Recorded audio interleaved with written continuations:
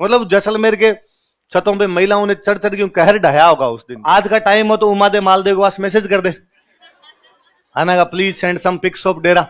और मालदेव जी थोड़े नशे में थे, बारमली बहुत सुंदर थी। मान रखे तो पीऊ रखे तजमान, दो दो गेंद ने बंधु एक एक खंबू ठाण। मतलब राजस्थान में इससे अच्छी प्रेम कहानी नहीं है। जहां तरवरता है मोरी और जहां सरवरता है हंस, जहां बागोता है भारमल, जहां दारूता है मंस। दे का मतलब मेरा बताया भाई है ना, शॉर्ट कर देते थे अपने नाम उमा देवी, अपने उसको कर देते उमा दे। देखो यह मालदेव की रानी थी, she was queen of Maldev. ये जैसलमेर का एक राजा था लूणकरण भाटी। राजा कौन था? ये उसकी बेटी थी। ऐसा कहा जाता है कि मालदेव जब आसपास के सब राज्यों पर अटैक कर रहा था, उसने बीकानेर पे अटैक किया, मेड़ता पे अटैक किया, हमने पढ़ा, सिवाना जीता है, भाद्राजून जीता है, सब आसपास के सारे इलाके जीत लिए। तो इस चक्कर में उसने जैसलमेर पे भी अटैक किया। कहां पे अटैक किया? और हमने पढ़ा उसने जैसलमेर की भाटियों से फलौदी छीन लिया था।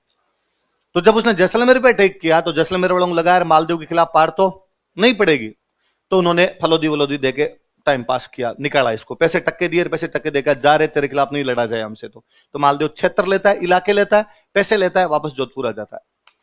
अब जैसलमेर वालों ने बैठ के सोचा कि एक बार तो पैसे लेके वापस चला गया, एक बार तो फलौदी लेके वापस चला गया, इस बात की क्या गारंटी अगली बार नहीं आएगा। और हमने देखा है कि बहादुर शाह एक बार रणथंभौर लेके चला गया था, अगले साल दोबारा आ गया था, पढ़ा था हमने। तो उन्होंने कहा वापस तो आएगा ही, इसका कोई ना कोई परमानेंट इलाज तो देखना पड़ेगा। तो ऐसा परमानेंट इलाज तो एक ही, लड़ाई करे, मालदेव के खिलाफ लड़ाई करे। तो किसी ने कहा साहब यदि मालदेव के खिलाफ लड़ाई की तो अपना परमानेंट इलाज हो जाएगा, फिर मालदेव अपना कर देगा, भाई शक्तिशाली राजा था। तो क्या किया जाए मालदेव को रोकने के लिए? तो लूणकरण की राजकुमारी थी, उसका नाम था उमादेव। क्या नाम था? जैसलमेर के राजा कौन है? लूणकरण, और उनकी राजकुमारी का नाम क्या है? उमादेव। बेहद सुंदर राजकुमारी थी, खूब सारे राजकुमार उमादेव से शादी करना चाहते थे। लूणकरण जी खुद अच्छा राजकुमार देख रहे थे, अच्छा राजा देख रहे थे जिसके साथ उमादेव की शादी कर सके। और किसी ने कहा कि साहब अपने उमादेव की शादी मालदेव के साथ कर देते हैं।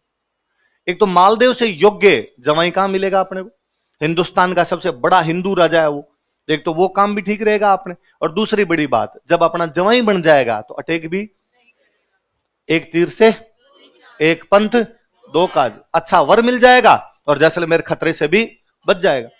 तो मालदेव के पास समाचार भेजा, भाई मालदेव जी जैसलमेर वाले अपनी राजकुमारी उमादेव की शादी आपके साथ करना चाहते। मालदेव तैयार बैठा, मालदेव ने कहा ओ बताओ कब आना है? मैं तैयार हूं, कभी ब्याह कर दो आप। शुभ घड़ी मुहूर्त लगन देखे गए, मालदेव जी की बारात जैसलमेर बुलाई गई। तो मालदेव को तो बहुत बड़ी बारात लेके गया था, खूब सारे हाथी, खूब सारे घोड़े, खूब सारे ऊंट, चारों तरफ यूं, मतलब जैसलमेर में उस दिन चर्चाएं थी कि भाई आज दिन तक ऐसी बारात ना तो कभी आई है, ना कभी ना भूतो ना भविष्यती वाली बारात थी मालदेव की। और मालदेव था भी शक्तिशाली आदमी, तो बारात बड़ी जानी थी। मतलब जैसलमेर के छतों पे महिलाओं ने चढ़ चढ़ के कहर ढाया होगा उस दिन। तो गांव के अंदर होता है कि बारात देखने के लिए महिलाएं छतों पे खड़ी हो जाती है, फिर गांव में होती है पर्दा प्रथा, आपको घूंघट निकाल निकाल के रखने पड़ते हैं, फिर महिलाएं यूं दूरबीन लगा लगा के देखती है घूंघट को ऐसे कर करके। हमारे इनकी ये ट्रिक ठीक है शानदार वाले, आप हमें नहीं देख सकते, हम आपको देख सकती हैं। तो भाई सारी महिलाएं यूं मालदेव की बारात देखें। पहले गांव में एक रिवाज भी हुआ करता था कि जब भी बारात आती थी तो महिलाएं बारात का डेरा देखने जाती थी। क्या देखने जाती? और महिलाएं जब बारात का डेरा देखने जाती तब एक गीत गाती, उस गीत को बोलते हैं जल्ला। क्या बोलते हैं? क्या देखने जाती तब? डेरा सब समझते हो, जहां पे बारात रुकती है, राजकीय प्राथमिक विद्यालय।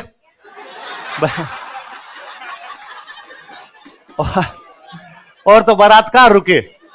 हाँ, ये मैरिज गार्डन तो आपके शहरों के अंदर आए, गांव में तो फिक्स हुआ करती थी। मार्च साहब पहले दिन कहते कल छुट्टी है, और टावर राजी कि एक तो भाई छुट्टी और दूसरा मीठा खाने को मिलेगा। गांव में बारात आएगी तो मिठाई बनेगी, सीधी सी बात है। और जो सीनियर होते, जैसे 5वीं क्लास के बच्चे सीनियर है, उनको मार्च साहब कहते तुम्हें कल आना है, पर बैग लेके नहीं आओगे, क्योंकि टावर काम भी तो करेंगे, कुर्सियां साफ करनी, दरिया बिछानी, झाड़ू लगानी, टेंट लगाना, ये काम भी तो टावरों से करवाया जाए। तो वो राजकीय प्राथमिक विद्यालय हुआ करता था, तो डेरा लगा हुआ कहीं पे।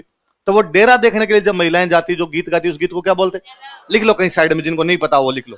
तो भाई जैसलमेर की सारी महिलाएं तो जल्ला गाती हुई मालदेव जी का डेरा देखने के लिए चली गई।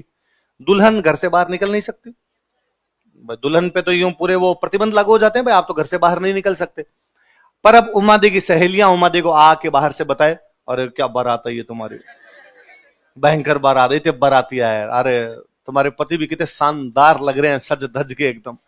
उमा दे को भी लगेगी यार जब इतनी अच्छी बारात है तो मैं भी देखूं, पर अब उमा दे देखे कैसे? तो आज का टाइम हो तो उमा दे मालदेव के पास मैसेज कर दे, आना का please send some pics of Dera, और मालदेव जी भी कह देगी ये मैं हूं।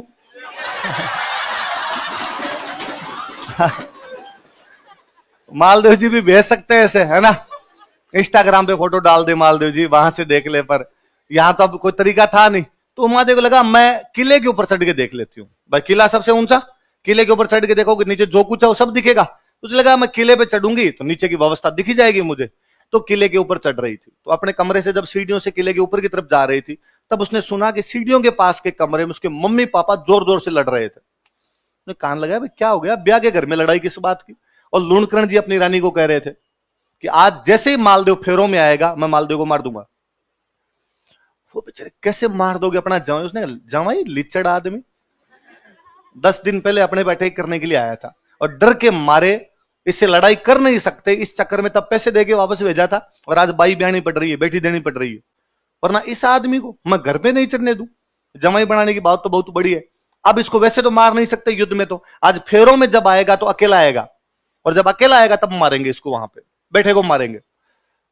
धोखा करोगे? उसने कहा धोखे वोखे छोड़ तू, आज मारेंगे इसको। अरे तो अपने बेटी का भविष्य बाद में क्या होगा, कहा सती कर देंगे, इसको मारेंगे आज, और यदि तूने किसी को बता दिया तो पहले तेरे को मारूंगा। वो बेचारी डाकी से डरे उससे, तू जाने तेरा काम जाने, तेरी बेटी है मेरी बेटी तेरी भी, अब तू मारना ही चाहता तो मार मत, क्या ही कर सकती हो। उमादे ने जब ये बात सुनी तब उमादे बेचारी पसो पैस में कि अब किसका साथ दे।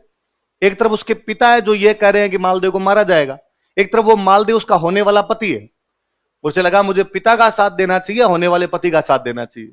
और उसे तुरंत वापस दिमाग में आता है कि हिंदू धर्म कहता है कि सगाई अपने आप में आधा विवाह है, इसलिए मालदेव मेरे पति है और मेरे पति को बचाना ज्यादा जरूरी है।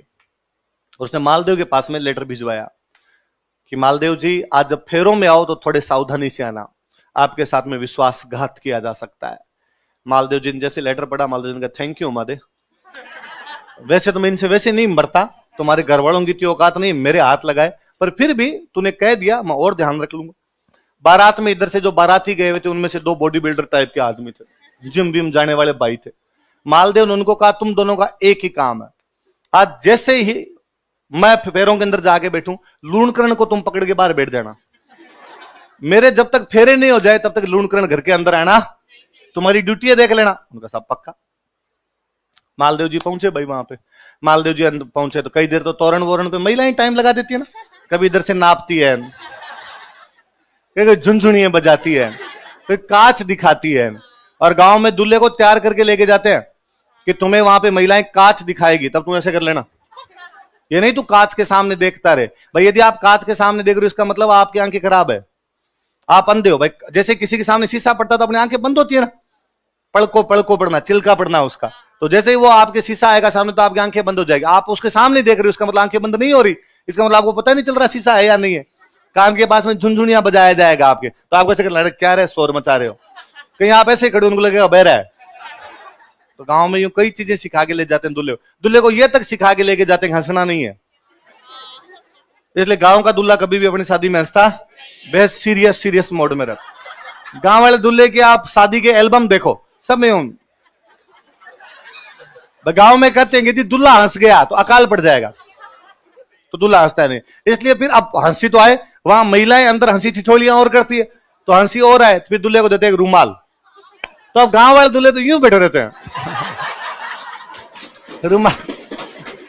रुमाल लगा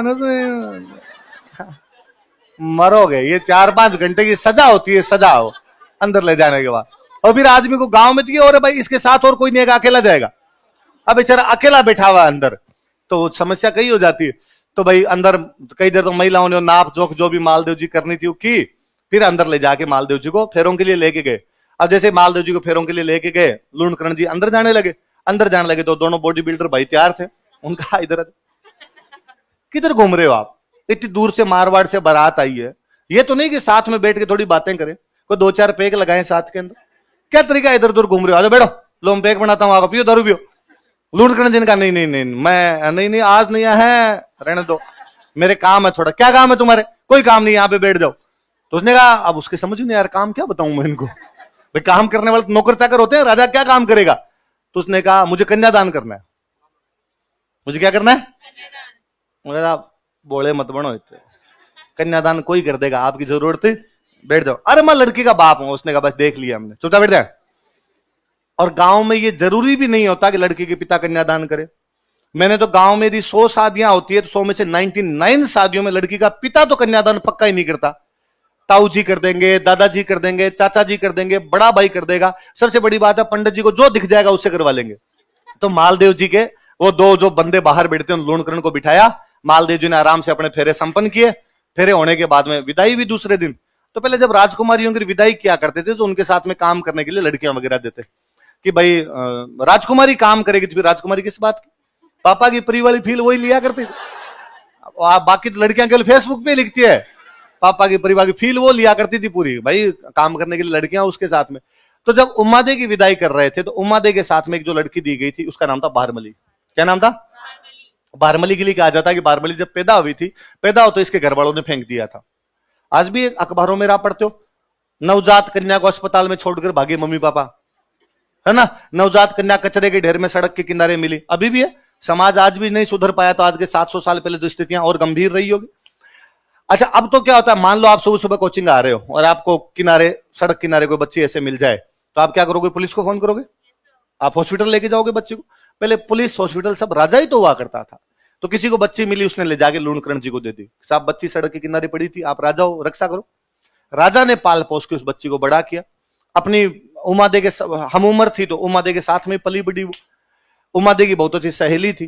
तो उमादे ने अपने पिताजी से कहा भी कि भाई जब मैं जाऊं तो मेरे साथ में इसको भी भेजना, ताकि मेरा जी तो लगा रहे, मेरे से बातें तो करती रहेगी। तो उमादे के साथ में एक जो दासी भेजी गई थी उसका नाम क्या था? बात।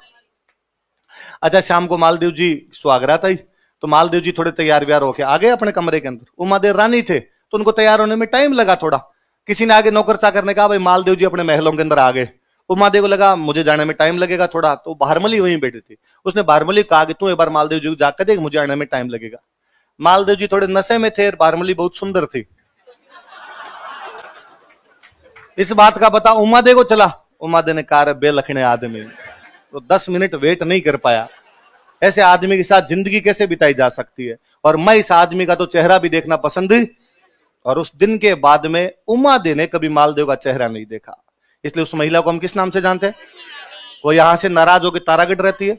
जब गिरीश सुमेल वाला युद्ध होता है तो उमादे मालदेव के पास समाचार भिजवाती है कि मैंने समाचार सुना है कि दिल्ली से शेरशाह की सेना जोधपुर की तरफ आ रही है, आप अपनी सेना को जोधपुर भेज दीजिए, मैं जोधपुर के अंदर अजमेर भेज दीजिए, मैं अजमेर में शेरशाह से लड़ाई कर लूंगी। लेकिन मालदेव जी ने कहा कि नहीं, हम अजमेर नहीं लड़ेंगे, हम जेतारण लड़ेंगे, आप भी अजमेर खाली करके जोधपुर की तरफ वापस आ जाओ। फिर वो जोधपुर के पास में कोई गांव था, उमादे कुछ दिन तक वहां पे रहे। बाद में यहां से केलवा चले गए थे। केलवा उनका ननिहाल हुआ करता था। एक बेटे को गोद ले लिया था उन्होंने मालदेव की एक दूसरी रानी से, बेटा हुआ था राम सिंह। क्या नाम था?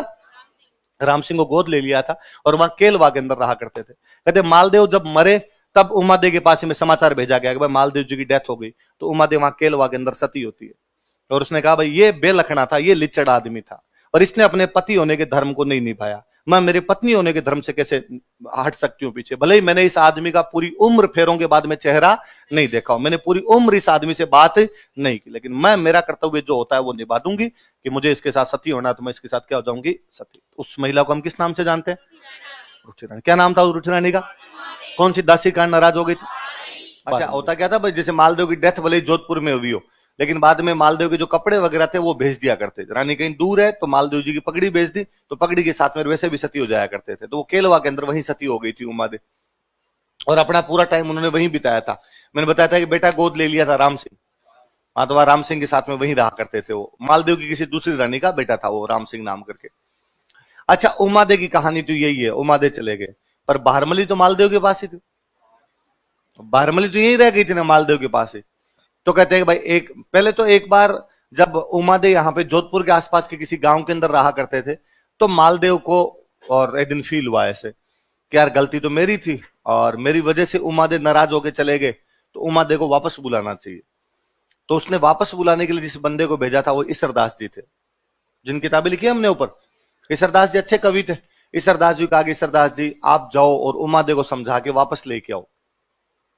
ईसरदास जी ने कहा ठीक है। ईसरदास जी गए उमादे के पास और उमादे को जाकर कहा कि रानी उमादे, मालदेव जी खुद चला के आपको वापस बुला रहे हैं, आपको वापस जाना चाहिए। उमादे ने मना कर दिया, नहीं, रहीमन धागा प्रेम कान मत तोड़ो, टूटे से फिर जुड़े नहीं, जुड़े गांठ पड़ जाए। अब मतलब तो है नहीं कोई, मन फटना भी कोई चीज होती है, और अब मेरे से नहीं रहा जाए उस आदमी के साथ में। और फिर उसकी गलती थी। ईसरदास जी ने वापस कहा कि यदि गलती थी तो वो मारवाड़ का धनी है और माफी मांगने के लिए तैयार है आपसे, 10 लोगों के बीच माफी मांग लेगा। उमादे ने कहा मैं वापस जाऊंगी तो लोग क्या कहेंगे कि पहले तो यूं मुंह सुझा के चली गई थी और एक बार यूं मनाया रीते में वापस आ गए। ईसरदास जी ने कहा लोग कैसे कह देंगे, आप जोधपुर की पटरानी बनोगे, आपका जो बेटा होगा वो जोधपुर का अगला राजा बनेगा, मालदेव आपसे माफी मांगेगा 10 लोगों के बीच में, तो आपकी तो इज्जत बढ़ेगी, इज्जत कम नहीं होगी। तो उमादे ने कहा देख लेना भाई, आप मेरे साथ में किसी भी प्रकार की वहां जाने के बाद फिर बदतमीजी नहीं होनी चाहिए। ईसरदास जी ने कहा उसकी गारंटी मेरी है। तो ईसरदास जी एक बार राजी करके उमादे को वापस जोधपुर की तरफ लेके आते हैं। ये बाकी रानियों को पता चला कि उमादे वापस आ रही है। बाकी रानियां जानती थी कि उमादे आएगी तो पटरानी बनेगी, और उमादे पटरानी बनेगी तो अपनी चवन्नी बंद है, फिर अपने को कौन पूछेगा यहाँ पे। तो उन्होंने आसानंद जी को कहा, आसानंद जी, इन आसानंद जी का क्या, आसानंद जी उमादे नाराज होके चले गए एक बार, अब क्या उनको वापस आना चाहिए। आसानंद जी का मतलब ही नहीं, वो भी लिचड़ आदमी के पास तो एकदम ही मतलब नहीं, गलती इसकी थी। तो उमादे तो आज आ रही है। आसानंद जी का मैं देखता हूं ऐसे कैसे आ जाएगी। और आसानंद जी जोधपुर के बाहर जाके खड़े हो गए, और जैसे ही वो उमादे की पालकियां नजदीक आई, आसानंद जी ने जोर जोर से दोहे बोलने शुरू किए कि मान रखे तो पीऊ तज, पीऊ रखे तजमान, दो दो गेंद ने बंधु एक एक खंबू ठाण। मान रखे तो पीऊ तज, पीऊ का मतलब है पति, पीऊ का मतलब क्या है, मान मतलब इज्जत, मान रखे मतलब इज्जत चाहिए, इज्जत रखनी है, तो पीऊ तज पति को छोड़ना पड़ेगा। ये जो तुम्हें अभी इतनी इज्जत मिल रही है, लोग बातें करते हैं कि साहब उमादे महानतम महिला है, क्यों, क्योंकि उसने मालदेव की गलती पर मालदेव जैसे इतने बड़े राजा को छोड़ दिया। उसने 9 कुंटी मारवाड़ का जो राज्य सुख वैभव जो मिल सकते थे मारवाड़, वो सारे त्याग दिए। उसे लगा कि मेरी इज्जत प्यारी है, मेरा पति ऐसा काम नहीं कर सकता, यदि मेरा पति ऐसा काम करता है तो मैं उस पति के साथ में नहीं रहूंगी। ये आज इज्जत मिली हुई है क्योंकि आपने पति को छोड़ दिया है। पीऊ रखे तजमान, पर यदि पति को रखोगे तो फिर ये इज्जत, दोनों में से एक चीज मिल सकती है, या तो पति मिल सकता है या क्या मिल सकती है, दो दो गेंद न बंधु। गेंद मतलब होता है हाथी, गेंद मतलब क्या होता है, 2 हाथियों को नहीं बांध सकते, एक एक खंबू उठान, एक ही जगह पे 2 हाथी एक जगह पे बंधेंगे तो आपस में लड़ेंगे। तो आप भी 2 चीजों को एक साथ नहीं रख सकते, या तो पति रख सकते हो या क्या रख सकते हो, इज्जत। पति चाहिए तो फिर ये इज्जत नहीं मिलेगी, अब इज्जत मिली हुई है तो फिर आपको पति भी नहीं मिलेगा। उमादे को झाड़ झाड़ उठी दुआ सुनने के बाद में, उमादे वापस चली गई थी, फिर उसके बाद में वापस आई नहीं थी कभी उमादे। तो उमादे को वापस भेजने वाला कोई बंदा था, तो वो कौन थे, कौन थे, आसानंद जी। अब उमादे तो चले गए यहां से, बारमली मालदेव के पास थी। एक दिन को जैसलमेर की साइड में बिजली चमके और बारमली एक टक उधर देखे, तो मालदेव जी ने पूछा कि भाई पीहर की याद आ रही है क्या, और बारमली रोई। और बारमली ने कहा भाई पीहर किसको याद नहीं है, मैं वहां खेली कूदी, बचपन मेरा वहीं बीता पूरा, पर मैं किस मुंह से जैसलमेर जाऊं। तो मालदेव जी ने कहा क्यों, तो कहा मैं जैसलमेर जाऊंगी तो जैसलमेर राज परिवार वाले क्या कहेंगे, भाई हमारी बेटी का घर उजाड़ के आई है और मेरे को 4 बातें सुनाएंगे। मालदेव जी ने कहा इतनी औकात उनकी, तू जा कल। बारमली को भेजा, साथ लेटर लिख के भेजा कि यदि बारमली के साथ किसी भी प्रकार की बदतमीजी हुई मैं आक्रमण कर दूंगा। जैसलमेर वालों की क्या औकात यार, मालदेव के खिलाफ कुछ बोले। अब बारमली वहां जाके आराम से जैसलमेर में रहे। वहां जो जैसलमेर का राजकुमार था वो शादीशुदा था, उसके 3 रानी